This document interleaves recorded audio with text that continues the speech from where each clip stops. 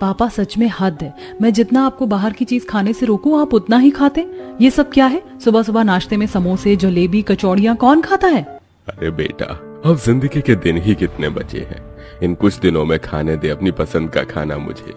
कितनी बार कहा है आपसे अशुभ बातें मत करा करिए। अरे बेटिया, कुछ हफ्तों में तेरी शादी होने वाली है। शादी के बाद तू कैसे मेरा ख्याल रखेगी? आपको उसकी फिक्र करने की कोई जरूरत नहीं है। मैंने घर के नौकर से कह दिया है कि वो हर रोज आपके खाने की रिपोर्ट मुझे देगा। शादी करने का मतलब ये थोड़ी ना है कि मैं अपने पापा का ख्याल रखना छोड़ दूंगी। अपर्णा पेशे से एक डाइटिशियन थी, जिसके चलते वो अपना और अपने पिता की हेल्थ का काफी अच्छे से ध्यान रखती थी। समय गुजरता है और आज अपर्णा की शादी होती है। अपर्णा तू इतनी पढ़ी लिखी है, लेकिन इसके बावजूद भी तू एक ऐसी फैमिली में शादी करने जा रही है जिनका काम सब्जियां बेचना है। तो क्या हुआ, इसमें मेरा ही फायदा है। हर रोज ताजी और अच्छी सब्जियां खाने को मिलेगी। हम जो बाहर मॉल से सब्जियां खरीद के लाते हैं उसमें किसी न किसी तरह की मिलावट तो होती ही है, लेकिन मेरे ससुराल वाले तो खुद ही सब्जियों की खेती करते हैं और ताजी सब्जियां बेचते हैं। अपनी शादी को लेकर अपर्णा काफी खुश थी। थोड़ी देर में बारात आती है और धूमधाम से अपर्णा की शादी हो जाती है। शादी का दिन गुजरता है और आज अपर्णा की पहली रसोई की रस्म होती है। अपर्णा जैसे ही रसोई में जाती है तो देखती है कि पूरी रसोई ताजी सब्जियों से भरी हुई है। वाह, इतनी सारी हरी सब्जियां, इन्हें देखकर तो मेरा दिल गार्डन गार्डन हो गया। एक काम करती हूँ, आज मटर पनीर, आलू पालक, मिक्स वेज की सब्जी और वेज पुलाव बनाती हूँ। सब कुछ हरी सब्जियों का बनाऊंगी। अपर्णा उन सभी बोरियों के अंदर से अलग अलग तरह की हरी सब्जियां लेकर उन्हें काटने लगती है कि तभी अपर्णा की जेठानी रसोई में आती है और अपर्णा को हरी ताजी सब्जी काटता देखती है। अपर्णा, ये तुम क्या कर रही हो? तुम्हारा दिमाग तो नहीं खराब हो गया है? भाभी क्या हुआ, आपको इस तरह चिल्ला क्यों रही है? मैं तो सिर्फ सब्जियां काट रही हूँ। उसी के लिए कह रही हूँ मैं, किससे पूछकर तुमने ये ताजी सब्जियां काटी हैं? ये सब्जियां मंडी ले जाने के लिए है, ना कि हम लोगों के खाने के लिए। भाभी वो तो ठीक है, लेकिन अगर खाने के लिए मैं ताजी सब्जी नहीं काटूंगी तो कौन सी सब्जी काटूंगी? मनीषा किचन के कोने में रखी थाली उठाती है जिसके अंदर बासी और थोड़ी बहुत सड़ी गली सब्जियां होती हैं और उसे अपर्णा को देते हुए कहती है, ये लो, इसमें से सब्जियां छाट कर बना लो। भाभी आपका दिमाग तो नहीं खराब हो गया? ये सारी सब्जियां बासी हैं और इसमें से तो कुछ सड़ भी गई हैं। अब मैं ये बनाऊंगी सबके खाने के लिए। भला बासी सब्जियां कौन खाता है? हम खाते हैं पढ़ना। हम लोग भले ही सब्जियों की खेती कर उन्हें बेचने का काम करते हैं, लेकिन इसका मतलब ये नहीं कि हम खुद भी ताजी सब्जियां खाएं। अगर सारी सब्जियां खाएंगे तो बेचेंगे क्या? और ये बासी सब्जियां कोई खराब नहीं होती हैं। लेकिन भाभी, मैं डाइटिशियन हूँ, मुझे पता है हमारी सेहत के लिए क्या खाना अच्छा है और क्या नहीं। अपनी पढ़ाई का रौब मुझ पर दिखाने की कोई जरूरत नहीं है। मैं भी कोई गवार नहीं हूँ। इतने सालों से हम बासी सब्जी खा रहे हैं, अभी तक तो हमें कुछ नहीं हुआ। चुपचाप से यही सब्जियां बनाओ। अपर्णा का ससुराल में आज पहला ही दिन था, इसलिए वो अपनी जेठानी से ज्यादा बहस नहीं कर पाती है और अपनी जेठानी की दी हुई बासी सब्जियों को ही छाट कर बनाने लगती है। आधी से ज्यादा सब्जियां खराब हैं, अब कैसे बनाऊं मैं इन्हें? हे भगवान, क्या सोच कर आई थी मैं अपने इस सब्जियों वाले ससुराल में कि हर रोज ताजी सब्जी खाने को मिलेगी, लेकिन लगता है अब बासी सब्जी पर ही जिंदगी गुजारनी होगी। अपर्णा जैसे तैसे कर उन बासी सब्जियों से खाना बनाती है और सभी को परोसती है। सभी बड़े चाव से खाना खा रहे होते हैं कि तभी जैसे ही अपर्णा खुद खाने का पूरा निवाला खाती है, फौरन उसे थूक देती है। छी, कितनी बेकार सब्जी बनी है। आप सब लोग इसे कैसे खा रहे हैं? इस तरह तू खाने का अपमान कर रही है? हमें तो खाना काफी अच्छा लग रहा है। तेरे ही नखरे हैं खाने में। देख, बच्चे भी कैसे आराम से खाना खा रहे हैं। हाँ चाची, आपने जो सब्जी बनाई है काफी ज्यादा टेस्टी बनी है। मैं तो आज एक और रोटी खाऊंगा। हे भगवान, ये लोग खुद तो बासी सब्जी खाते ही हैं और अपने घर के बच्चों में भी बासी सब्जी खाने की आदत डाल दी है। अब क्या करूं मैं? सभी तो पेट भरकर खाना खा लेते हैं, लेकिन बेचारी अपर्णा को पानी पीकर काम चलाना पड़ता है। अगले दिन अपर्णा जैसे ही रसोई में खाना बनाने के लिए जा रही होती है कि तभी उसकी नजर हॉल में रखी ताजी सब्जियों पर जाती है। इतनी सारी हरी ताजी सब्जियां, इन्हें देखकर तो जी कर रहा है कि अभी बना लूं, लेकिन अगर किसी ने देख लिया तो इस काम को मुझे छुपाकर अंजाम देना होगा। अपर्णा इधर उधर देखती है और अपनी साड़ी के पल्लू में थोड़ी थोड़ी ताजी सब्जियां लेकर छुपाने लगती है कि तभी वहां अपर्णा की सास आ जाती है। लगता है तेरे भेजे में गोबर भरा है। कल ही मनीषा बहू ने तुझे इतना समझाया, लेकिन तूने एक नहीं सुनी। अरे अगर हम भी ताजी सब्जियां खाएंगे तो बेचेंगे क्या? तेरा पति जरूर कंपनी में काम करता है, लेकिन ये घर इन सब्जियों को बेच कर ही चलता है।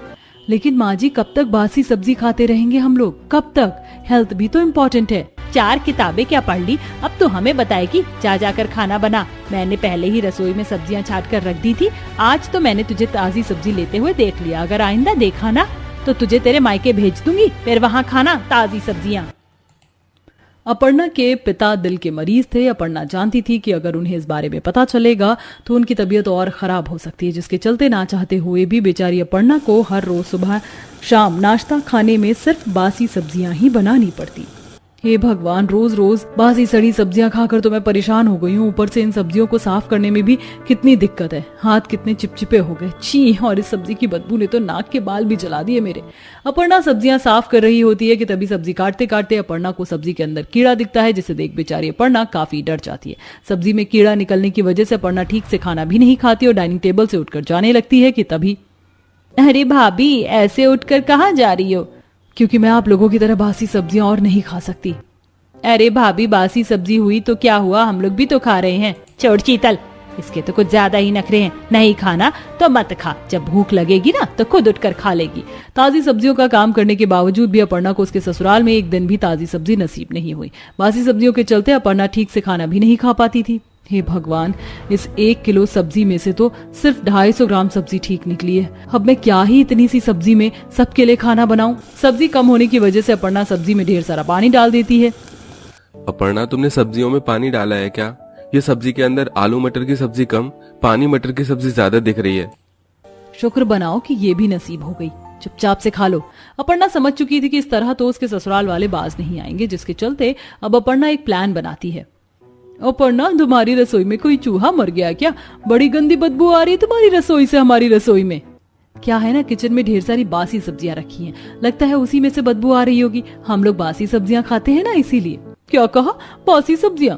लेकिन तुम्हारे ससुराल वाले तो ताजी सब्जियों की खेती करते हैं। तुम्हारे घर की ताजी सब्जियां तो हमारे घर में रोज बनती हैं और तुम लोग बासी सब्जियां खाते हो। बड़े अजीब लोग हो। ममता की बात सुन सभी घर वालों का मुंह बन जाता है। अपर्णा अपने पति के लंच में भी ज्यादा ही बासी और सड़ी सब्जियां बनाकर देती है, जिसके चलते हर रोज मोहित का खाना खराब हो जाया करता था और सभी दोस्त उसका काफी मजाक उड़ाते। अपर्णा की बुआ सास कलावती काफी दिनों के बाद घर में आती है और घर में घुसते ही उसे भी सभी सब्जियों की बदबू आने लगती है। हाय हाय अपर्णा बहू, तू घर साफ नहीं करती क्या? कितनी गंदी बदबू आ रही है।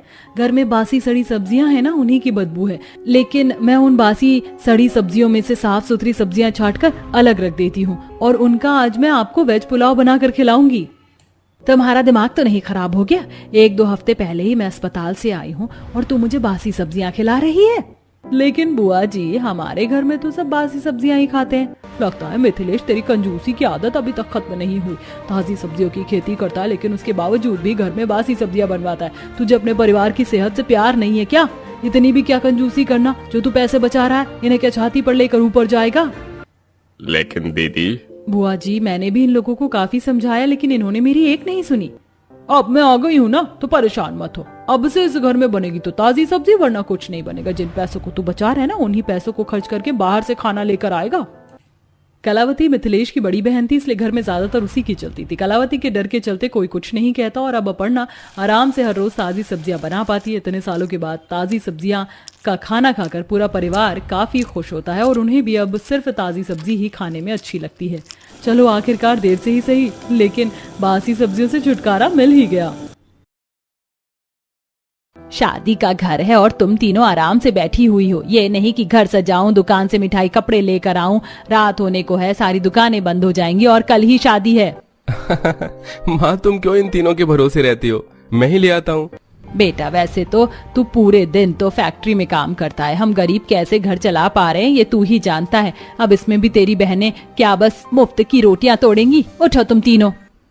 अरे माँ, क्यों इतनी फिक्र करती हो? भूल गई क्या कि तुम्हारी तीनों बेटी जादुई हैं? मैं भी घर सजा देती हूँ अपने लंबे हाथों की मदद से। और काजल, तुम जरा हवा में उड़कर देख कर तो आओ, कौन कौन सी दुकान अब भी खुली है। आंचल के कहने पर काजल उड़कर जाती है। क्योंकि रात का अंधेरा था, इसलिए वो हवा में उड़कर मार्केट की दुकान देखने लगती है, जहाँ उसे कुछ दुकान खुली नजर आती हैं और वो घर आती है तो वहीं आंचल अपने लंबे हाथ करके कुछ ही देर में पूरा घर लाइट और गुब्बारों से सजा देती है। अरे वाह, तुमने तो 10 मिनट में सारे काम खत्म कर दिए। पर वो निशा कहाँ है?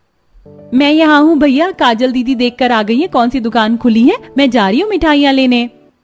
इतना बोलकर निशा मिठाइयाँ लेने के लिए चली जाती है, जहाँ रात के 10 बजे एक बच्चा रसमलाई ले रहा होता है, पर दुकान वाला उसके साथ बेईमानी करता है। अरे देख बच्चे, दुकान बढ़ाने का समय हो गया है। घर से पैसे लेकर आ, तभी रसमलाई मिलेगी। अंकल मैंने आपको पैसे दिए थे, आप भूल गए हो, मेरी रसमलाई दे दो।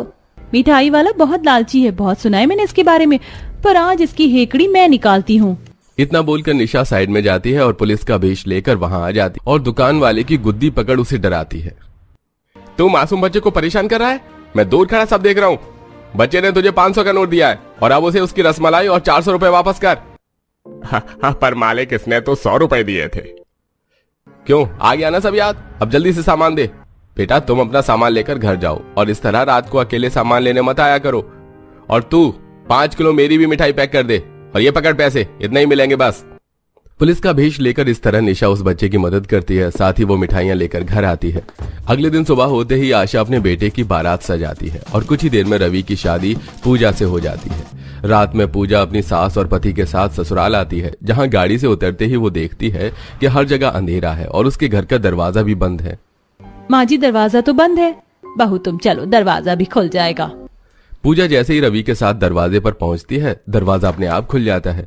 ये देख पूजा डर जाती है। कुछ ही देर में आशा अंदर जाती है और आशा के अंदर आते ही एक बड़ा सा हाथ पूजा के पैरों के पास कलश और आलते का थाल रख देता है। एक बार फिर लंबा हाथ आता है जो कि आशा के हाथों में पूजा की थाल पकड़ा देता है और ये सब देखकर पूजा काफी घबरा जाती है। पूजा डरो मत, यहाँ कोई भूत नहीं है। गृह प्रवेश होते ही तुम्हें सब पता चल जाएगा। हाँ बहू, अब तुम अपने सीधे पैर से कलश गिराकर अंदर आ जाओ। आशा के कहने पर पूजा कलश गिराकर पैर आलते पर रखती है और जैसे वो घर में आती है तो देखती है कि पूरा घर लाइट से जगमगा गया है और उसके ऊपर से फूल बरस रहे हैं। ये सब भूत भूत भूत। अरे अरे अरे भाभी, मैं भूत नहीं हूँ। तभी आंचल भी बाहर आती है। भाभी मैं आपको पानी देती हूँ। वहीं खड़ी आंचल अपना लंबा हाथ करके रसोई से एक गिलास पानी लेकर आती है और अपनी भाभी को देती है। ये सब देख पूजा को कुछ समझ नहीं आता और वो बेहोश हो जाती है। राहुल उसे उठाकर बेड पर लिटाता है और सास उस पर पानी के छींटे मारती है। जैसे ही वो होश में आती है तो तीनों नंद को देखकर फिर डर जाती है। तभी आशा अपनी बहू को सारा सच बताती है। बहू तेरी तीनों नंद जादुई हैं। हाथ से कई साल पहले तेरी परदादी सास को वरदान मिला था कि 5 पीढ़ी के बाद जो 3 बेटी होंगी वो जादुई होंगी, और ये वरदान उन्हें इसलिए मिला था क्योंकि उन्होंने एक साधु बाबा को राह दिखाया था और उन्हें उनकी दुनिया में पहुंचाया था। ये सब बस उसी का नतीजा है। तुम आराम करो, मैं अभी अंदर से लाल मिर्च लेकर आती हूँ, तेरी नजर उतारती हूँ। आशा जैसे ही रसोई में जाती है वैसे ही उसके पीछे वो और अपनी माँ का रूप लेकर आती है। बहू तुम इतनी बदतमीज होगी, मैंने सोचा नहीं था। तुम्हारी हिम्मत कैसे हुई ये सब करने की? पर माँ जी यहाँ आते ही मुझसे ऐसी कौन सी गलती होगी जो आप मुझ पर भड़क रही हैं? तभी आंचल हाथ बड़े करके आशा बनी निशा के कान मरोड़ती है। तू नहीं सुधरने वाली ना? भाभी ये रूप बदलना जानती है। ये माँ नहीं है, निशा है। निशा वापस अपने रूम में आती है। आप दोनों ने अपनी अपनी शक्ति भाभी को दिखाई तो मैं कैसे पीछे हट जाती, इसलिए मैंने सोचा कि क्यों ना अपनी नई भाभी से थोड़े मजे लिए जाएं। घर प्रवेश पर ही पूजा को ऐसे ऐसे सरप्राइज मिलते हैं जिसे देखकर वो दंग रह जाती है। अब इसी तरह कुछ दिन बीत जाते हैं। इन बीते दिनों में पूजा की जादुई नंदों ने अपनी भाभी को बहुत प्यार दिया, जिसकी वजह से पूजा अपनी तीनों नंद के साथ घुल मिल जाती है। ऐसे ही एक दिन, अरे मैंने तो सब्जी धोई नहीं, बाहर बर्तन भी गंदे पड़े हैं और चूल्हा जला दिया, अब मैं क्या करूं? तभी बेड पर बैठी आंचल कहती है, भाभी आप क्यों फिक्र करती हैं? आपकी 3 जादुई नंद है ना, मैं अभी अपने लंबे हाथों से बाहर के सारे बर्तन धोकर अंदर रख देती हूँ और आपकी सब्जी भी धोकर साफ कर दूंगी। वो सब तो ठीक है, पर मुझे गोंद कतीरा भी चाहिए। तुम्हारे भैया इतनी धूप में काम करने जाते हैं, इस गर्मी अगर उन्हें कुछ ठंडा पीने को मिल जाए तो अच्छा रहेगा। भाभी ये काम आप मुझ पर और निशा पर छोड़ दो, रात होते ही आपका ये काम भी हो जाएगा। इतना बोलकर आंचल अपने लंबे हाथ करती है और घर में बैठे बैठे बाहर नल पर सारे बर्तन धोकर अंदर ले आती है। साथ ही वो सब्जियां भी धोकर रख देती है। यहाँ तक कि जब भी पूजा को किसी काम की जरूरत पड़ती तो आंचल अपने हाथ लंबे करके अपनी भाभी तक वो सामान पहुंचा देती। और रात होते ही एक बार फिर काजल हवा में उड़ते हुए बाहर जाती है और एक दुकान देखकर उड़ते हुए घर आकर अपनी भाभी को बताती है, भाभी 4-5 दुकान छोड़कर ही लाला की दुकान पर गोंद कतीरा मिल जाएगा। अब इतने पास दुकान में नहीं जा रही निशा, तुम जाओ। काजल के कहने पर निशा पैसे लेकर बाहर जाती है, जहां वो देखती है कि एक लड़की सुनसान रोड पर डरती हुई घर को जा रही है। उस लड़की को देख वो फिर से एक पुलिस का रूप ले लेती है। इतनी डरी हुई क्यों हो और इस खाली रोड पर अकेली क्यों घूम रही हो? हाँ चलो, मैं तुम्हें घर छोड़ देता हूँ। इतना बोलकर निशा उसका हाथ पकड़कर उसे उसके घर तक छोड़ती है। ये लो, मैंने तुम्हें तुम्हारे घर तक छोड़ दिया है। थैंक यू इंस्पेक्टर साहब, वो रास्ता बड़ा सुनसान रहता है, आज मैं लेट हो गई थी इसलिए डर लग रहा था। एक बार फिर किसी की मदद करने से निशा को काफी अच्छा लगता है और वो वहां से चली जाती है और अपने असली रूप में आकर सामान लेकर घर आती है। समय यूं ही बीतता है और एक दिन जब पूजा सब्जी लेकर घर आ रही होती है तो राहुल नाम का एक लड़का उसका हाथ पकड़ लेता है। तुम यहाँ भी आ गए, मेरा हाथ छोड़ो, अब मैं शादीशुदा हूँ। तू सिर्फ मेरी है, तुझे क्या लगता है तू किसी और से शादी कर लेगी तो मैं तेरा पीछा छोड़ दूंगा? बिल्कुल नहीं, मैं तुझे तेरे पति के साथ खुश नहीं देख सकता। बड़ी मुश्किल से मिली है तू, अब तू देख मैं क्या करता हूँ। अब तेरा पति 2 दिन में तुझे छोड़ेगा, अगर तू मेरी नहीं हुई तो किसी की नहीं होगी। राहुल पूजा को धमकी देकर वहां से चला जाता है। बेचारी परेशान पूजा इस बारे में किसी को कुछ नहीं बताती और 2 दिन बाद राहुल पूजा के घर आता है। जब पूरा परिवार जमीन पर बैठकर खाना खा रहा होता है तो राहुल रवि को अपनी और पूजा के साथ की कुछ फोटो दिखाता है। रवि जी, मैं सच कह रही हूँ, ये नकली फोटो है, झूठ बोल रहा है ये लड़का। मैंने इसे शादी करने के लिए मना कर दिया था, इसलिए अब ये मेरा घर तोड़ने के लिए आ गया है। मैं कैसे मान लूं कि तुम सच कह रही हो? निकल जाओ मेरे घर से। रवि पूजा की एक नहीं सुनता और राहुल की बात पर विश्वास करके उसे आधी रात को घर से निकाल देता है। बेचारी पूजा रोती हुई अपने मायके चली जाती है, पर आंचल, काजल और निशा को अपनी भाभी पर पूरा भरोसा होता है। इसलिए रात में काजल हवा में उड़कर राहुल का पीछा करती है और कुछ ही देर में काजल अपने पूरे परिवार को उसके घर बुलाती है, जहां निशा पूजा का रूप लेकर राहुल से मिलती है और पूरा परिवार घर के बाहर खड़ा होकर राहुल की बातें सुनता है। देखो, तुम सच जाकर मेरे घर वालों को बता दो, मैं तुमसे शादी करने को तैयार हूँ, पर मैं अपने पति की नजरों में बुरी नहीं बन सकती। अरे तेरा दिमाग खराब हो गया है क्या? मैं तो बस तेरा घर तोड़वाना चाहता था, जो कि मैंने तोड़वा दिया। अब मुझे तो उससे शादी नहीं करनी, समझी? राहुल की बात सुनकर आशा अपने बेटे और बेटी के साथ अंदर आती है।